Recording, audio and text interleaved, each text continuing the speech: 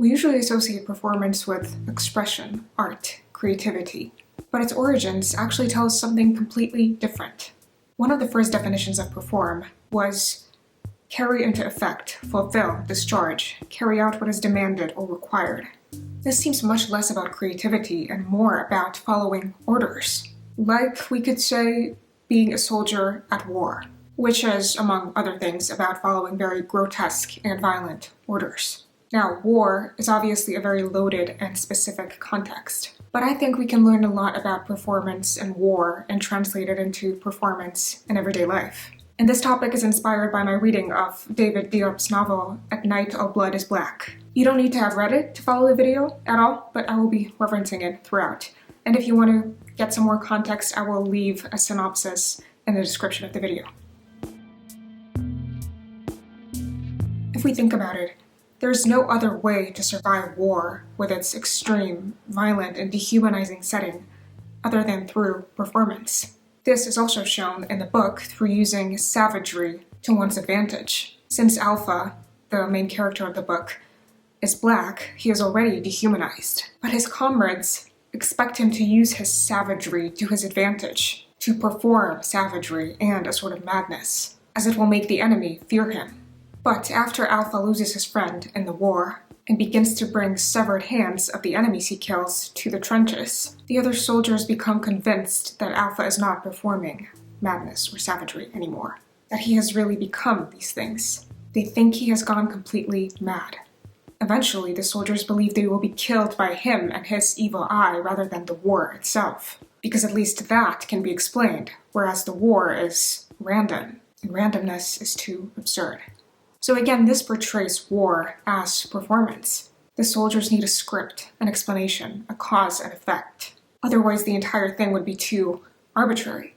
I mean, at the end of the day, no matter what you tell yourself, you kill strangers. And what is more arbitrary than that? So it's necessary to an extent, roleplay, treat it as performance, fiction. And they need a believable antagonist, Alfa, the actual protagonist of the story, rather than the dehumanizing, anonymizing, and nonsensical war. But there is an obvious danger in performing madness. For example, the soldiers are expected to be temporarily mad when they're fighting, but then they need to drop all their very real rage and fury once they're back home. So just as they perform madness at war until it stops being a performance, they must perform normality and health once they're back home. Everyone should always perform and hide, but what you're expected to perform depends on the context. But how do you send someone off into a space where they need to perform madness and inhumanity and expect they will not eventually become mad or savage? And then when they move somewhere else, and they're expected to put on another costume, play another role, and then another and another. What does that do to their psyche? And isn't that what many of us do?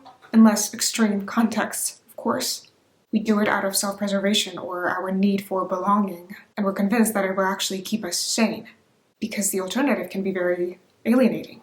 And I think that may be linked to one of the reasons why many people who do not perform feel excluded. I became untouchable, Alfa says at one point in the book, as the soldiers fear to even touch him. It's as though performing equals living, or at least surviving, and not performing equals taking a risk and being closer to death, or at least not fully belonging to reality. You become too strange and unintelligible to be considered fully alive. Which means, if people are afraid of you when you don't perform, when they do not consider you fully alive, that may somewhat correspond to Julia Kristeva's concept of the abject. And the main example of an abject is a corpse. Because when we see a corpse, it automatically reminds us of our materiality and mortality. And this might explain to us why people who do not perform, who let go, who express the deepest, darkest, truest versions of themselves, are feared. Because they cross a certain barrier between life and death. And in some twisted, abstract way, they remind us of death, or at least the risk of death, the risk of not surviving in a way that the world expects you to survive. Obviously, seeing a literal corpse is different to seeing someone who does not perform life and sanity. But I think on a more abstract and metaphorical level, they are connected. And I think we need to ask ourselves, do we need to sacrifice life as we know it if we want to let go and stop performing? Do we need to become figuratively corpse-like and feared by others? Do we take that risk? Alpha is also referred to as a soldier-sorcerer, which links all of this to fearing that which we do not understand. And it goes back to, for example, a fear of witchcraft. And have we changed? On the outside, we're much more accepting, many of us. But there are still so many codes of behavior, so many expectations, assumptions, so many masks and performances. This is not always bad, but I think it can be dangerous. Because performing always, to an extent, dehumanizes. Sometimes dangerously so, but even if not, you become a trope, a stereotype, a character, a part, and not a complex, flawed human being. And what the novel also shows is the racism and dehumanization of Black people, treating them as weapons and savages, as a default. Alpha is expected to be savage, but when he's too savage for their liking, they get rid of him.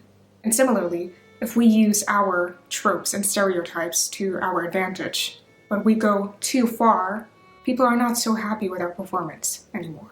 But even performing savagery is not so simple, and as Alpha learns, it turns out the line between humane and inhuman is slippery. He's told to be a savage, but only in the war, and only to a rational extent.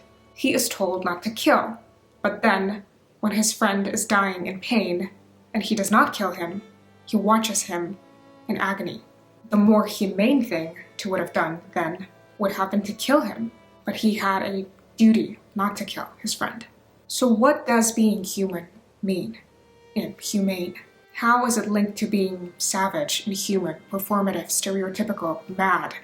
And how do others' perceptions and expectations of us affect how we treat these contradictions in ourselves? How do you live with yourself when what you thought was the very basis of humanity failed you and failed someone else? When one sees that the most human thing of all doesn't work, that is, not killing someone, all that's left is to reach humanity through utmost inhumanity, it seems.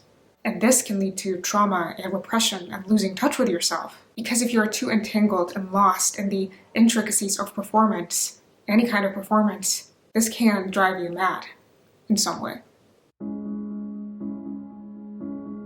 And the way this madness manifests itself in Alpha is through ritual, repetition. He keeps killing blue-eyed German soldiers and cutting off their hands. We might call it, in psychoanalytic terms, repetition compulsion, which is linked to trauma. First of all, it's familiar.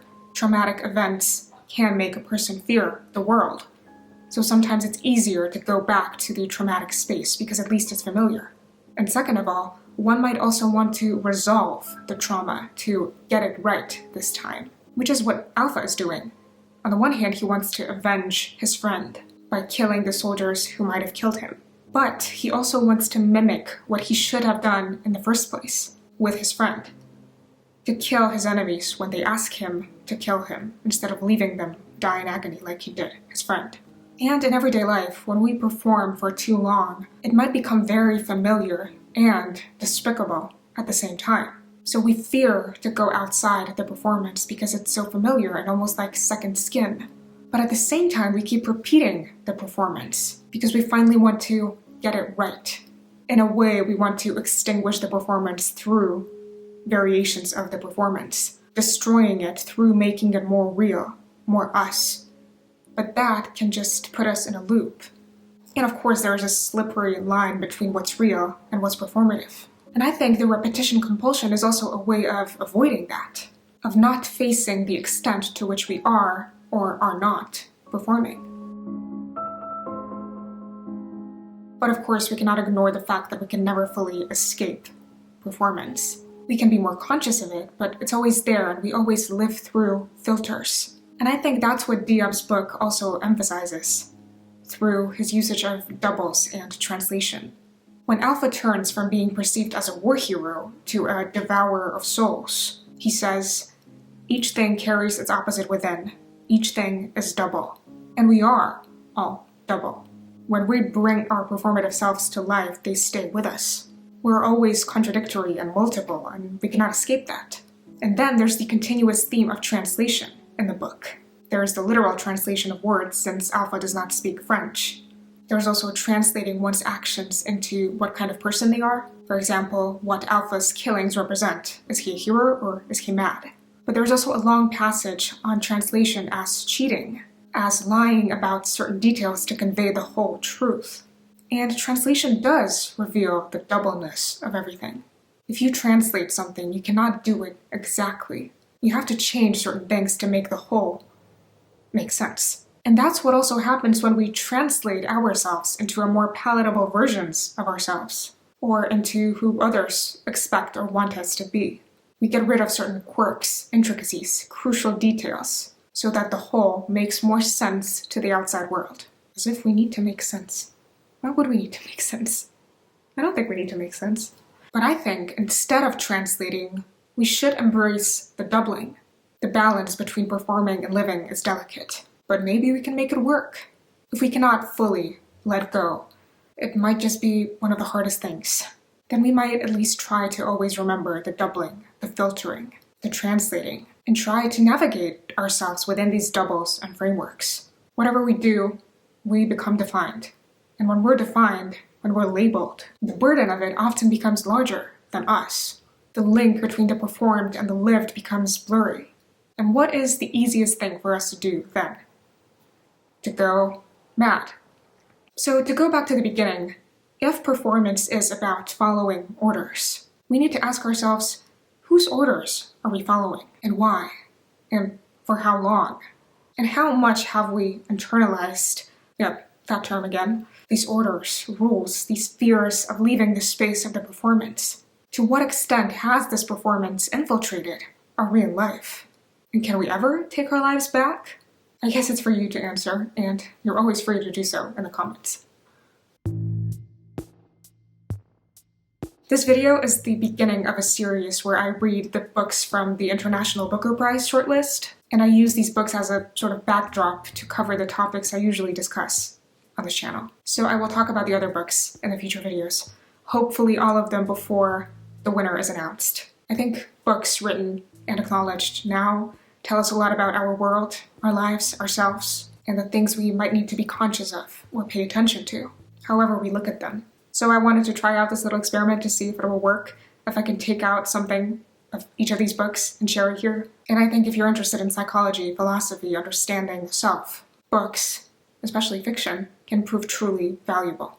And At Night All Blood is Black is a beautiful book. I really enjoyed it and I do recommend it. And aside from the theme I focused on here, it obviously uncovers the often overlooked stories of non-white soldiers in World War I. But it also depicts this slippery barrier between humanity and inhumanity, as well as how this kind of dehumanization can affect one's psyche.